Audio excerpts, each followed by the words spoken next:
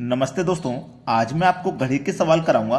Clock बहुत important chapter है, तो वीडियो को पूरा देखें। चलिए स्टार्ट करते हैं। पहला सवाल, एक घड़ी में 8:20 हो रहा है, तो दर्पण में इसका प्रतिबिंब क्या दिखाई देगा। देखिएगा, कभी भी दर्पण वाला सवाल है तो याद रखना, जो दिया गया समय है या तो उसे आप 12 बजे में से माइनस करोगे या फिर 11:60 में से माइनस करोगे। अब कब कौन सा समय इस्तेमाल करना है? जब समय पूरा पूरा हो, जैसे पूरे 8 बज रहे हैं या पूरे 9 बज रहे हैं, पूरे 2 बज रहे हैं या पूरे 3 बज रहे हैं, कुछ मिनट नहीं हो रही है, पूरा पूरा टाइम है, तो उसे 12 में से माइनस करेंगे। अगर कुछ घंटे के बाद कुछ मिनट है, जैसे मान लो 8:20 हो रही है इस सवाल में, है ना, तो इसमें मिनट भी है, जो मिनट भी दे रखी होगी तो उसको 11:60 में से माइनस करना है। 11:60 में से माइनस करना है किसको? जो दिया गया समय है 8:20 को माइनस कर दीजिए। 60 में से 20 जाएगा तो 40 बचेगा, और 11 में से 8 जाएगा तो 3 बचेगा। तो आंसर क्या होगा? 3:40। बताइए, कोई बच्चा ऐसा है जो इसको नहीं कर पाएगा? धमाकेदार है बिल्कुल। 3:40 आपके सवाल का हो गया बिल्कुल सही जवाब। आपके फोन में जो लाइक का बटन है ना, उसे दबा दीजिए, पसंद आ रहा है वीडियो तो। अब देखते हैं अगला सवाल। अगला सवाल, एक घड़ी में 10 बज रहा है, तो दर्पण में इसका प्रतिबिंब क्या दिखाई देगा। दर्पण में मैंने क्या बताया पिछले क्वेश्चन में, अगर दर्पण वाला सवाल होगा तो पूरा पूरा समय है तो 12 में से माइनस कर दो, अगर पूरा पूरा नहीं है तो 11:60 में से माइनस कर दो। तो यहां पे तो समय पूरा पूरा है, तो हम 12 में से ही माइनस कर देंगे। ठीक है, चलिए माइनस कितना करना है? 10 को, पूरे पूरे को। तो यहां पे तो 0 आ जाएगा, और 12 में से 10 जाएगा तो 2 आ जाएगा। तो प्रतिबिंब में क्या दिखाई देगा? पूरे 2 बजे का समय दिखाई देगा। यह हो जाएगा आपके सवाल का बिल्कुल सही जवाब, पूरे 2 बजे का। बी ऑप्शन हो जाएगा प्रश्न का बिल्कुल सही आंसर। अब देखेंगे अगला सवाल। अगला सवाल है, एक घड़ी में 2:20 हो रहा है, तो इसका जल प्रतिबिंब क्या होगा। अभी अभी आप दर्पण वाला सीखे हैं, अब सीखिए जल प्रतिबिंब वाला। ठीक है, देखिएगा, मैं यहां पे लिख देता हूं, नोट कर देता हूं छोटा सा। अगर दर्पण वाला जब सवाल रहता है, दर्पण वाला, तो क्या करते हैं, अगर पूरा पूरा समय है तो पूरे 12 बजे में से माइनस कर देंगे। सही से लिख देते हैं, गलत हो गया। पूरे 12 बजे में से माइनस कर देंगे, और कुछ मिनट दी गई हैं घंटे के बाद, उसको 11:60 में से माइनस करते हैं जब दर्पण वाला सवाल होता है तो। ठीक है, लेकिन जब जल प्रतिबिंब का सवाल रहेगा, जल वाला, ठीक है, जल वाला सवाल रहेगा, तो उसको क्या करेंगे? 6:30 में से माइनस करेंगे, अगर 6 से कम समय है तो। अगर 6 से ज्यादा है तो 18:30 में से माइनस करेंगे, अगर जल प्रतिबिंब है। ये नोट कर लेना आप, ठीक है, ये नोट कर लेना। अब देखिए, समय 6 से कम है, 2:20, 6 से कम है, तो 6:30 में से माइनस कर दो। ठीक है, 2:20 को माइनस कर दो। 30 में से 20 जाएगा तो यहां 10 आ जाएगा, और 6 में से 2 जाएगा तो यहां 4 आ जाएगा, यानी कि 4:10 हो गया सवाल का सही आंसर। 4:10, पहला ऑप्शन बिल्कुल सही जवाब है। चलिए अब देखते हैं अगला प्रश्न। अगला सवाल, एक घड़ी में 12:20 हो रहा है, तो इसका जल प्रतिबिंब क्या होगा। हमने क्या बताया था आपको, अगर 6 से कम समय है तो 6:30 में से माइनस कर दो, अगर 6 से ज्यादा है तो 18:30 में से माइनस कर दो, है ना। तो ये तो 6 से ज्यादा है, तो इसको 18:30 में से माइनस कर देंगे। ठीक है, 18:30 में से माइनस कर देंगे 12:20 को, तो 30 में से 20 जाएगा, यहां 10 आ जाएगा, और 18 में से 12 जाएगा तो 6 आ जाएगा। ये आपके सवाल का बिल्कुल सही जवाब है। 6:10, 6:10 पहले ही ऑप्शन में दिया गया है, ये आपके सवाल का हो जाएगा बिल्कुल सही आंसर। अब देखते हैं अगला सवाल।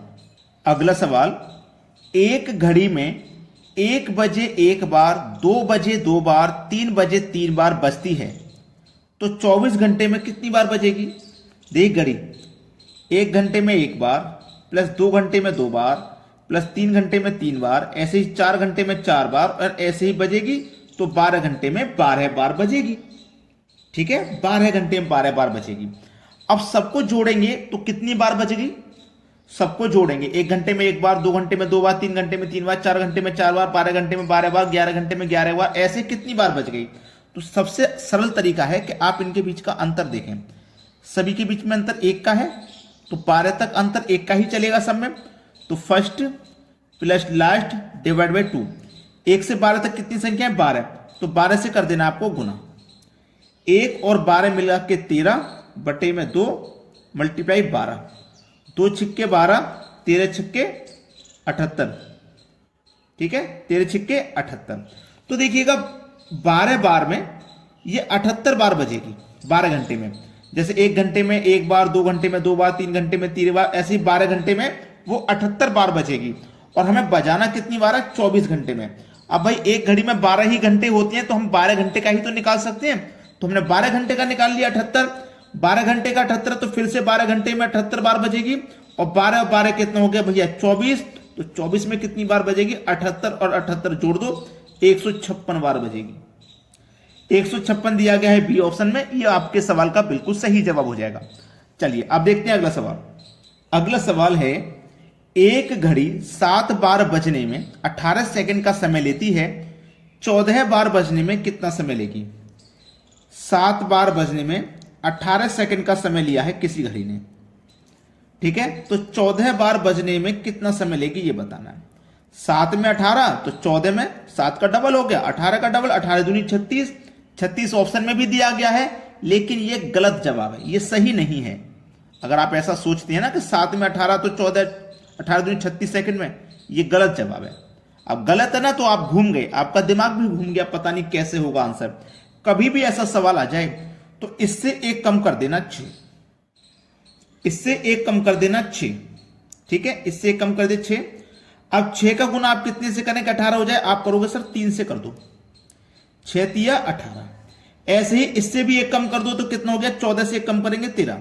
यहां गुना 3 से किया तो यहां भी गुना 3 से कर दो, 13 तिया 39।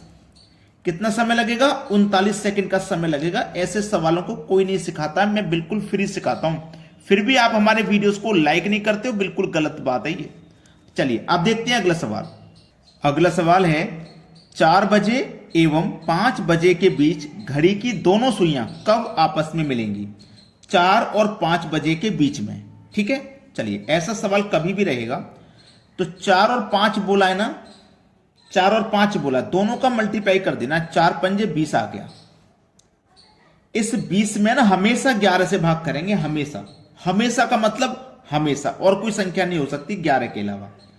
तो 11 से भाग दिया 20 में, तो 11 एक कम 11 गया, 20 में से 11 गया तो 9 बचा। 9 में तो भाग जाएगा नहीं, 9 ऐसे ही लिख दो बटे में 11। जो भी बजेगा, जो भी समय दिखाएगी घड़ी, वो पहले वाले समय से दिखाएगी।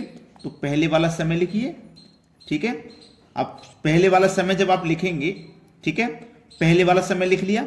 अब आपको क्या करना है, ये जो 20 था ना, इसमें इस 1 को जोड़ देना है। 20 में 1 जोड़ेंगे 21, ठीक है। अब यही लिख देना है 9 बटे 11। आपको थोड़ा मुश्किल लग रहा होगा, फिर से समझा देता हूं। जो दोनों समय है मल्टीप्लाई कर दो, डिवाइड हमेशा 11 से करना। 11 एकम 11 गया तो 20 में से 11 गया, 9 बचा, 9 ऐसे ही लिखो बटे में 11। जो भी समय होगा पहले वाले से, तो पहले वाला समय लिख दो, इस ऊपर वाली संख्या को और इस 1 को जोड़ के लिख दो, बस इसको ऐसे। अब देखो ये किस ऑप्शन में? डी ऑप्शन में मिल जाएगा आपको। डी ऑप्शन हो जाएगा आपके सवाल का बिल्कुल करेक्ट आंसर। चलिए अब देखते हैं अगला सवाल। अगला सवाल, 3 बजे एवं 4 बजे के बीच घड़ी की दोनों सुइयां कब आपस में मिलेंगी? ठीक है, 3 बजे और 4 बजे के बीच बोला है ना। अब यहां पे क्या है, पिछले क्वेश्चन में 4 और 5 था, है ना। पिछले क्वेश्चन में 4 और 5 था, हमने दोनों का गुना कर दिया था, समझे ना मेरी बात को। लेकिन यहां पे 3 और 4 है, क्या मैं दोनों का गुना कर दूं? नहीं, नहीं करना। क्या करना है, ध्यान देना। जो पहले वाली संख्या है, पहले वाली संख्या जो भी है, उसका गुना हमेशा 5 से करना। पिछले क्वेश्चन में पहले वाली संख्या 4 थी, तो हमने 4 का ही गुना 5 से कर दिया। यहां पे पहले वाली संख्या 3 है, तो गुना हमेशा 5 से करना है, ठीक है। 3 पंजे 15, डिवाइड कितने से करना है? 11 से। 11 कम 11, 15 में से 11 कर रहा है, 4 बचा बटे में 11। इसको जोड़ देना, भूलना मत। पहले वाला समय लिखिए, ठीक है। अब इसको जोड़ दो 15 में 1, तो कितना हो गया भैया? 16। 4 बटे 11, देखो किस ऑप्शन में है? बी ऑप्शन में है कि नहीं? बिल्कुल सही जवाब हो गया बी ऑप्शन।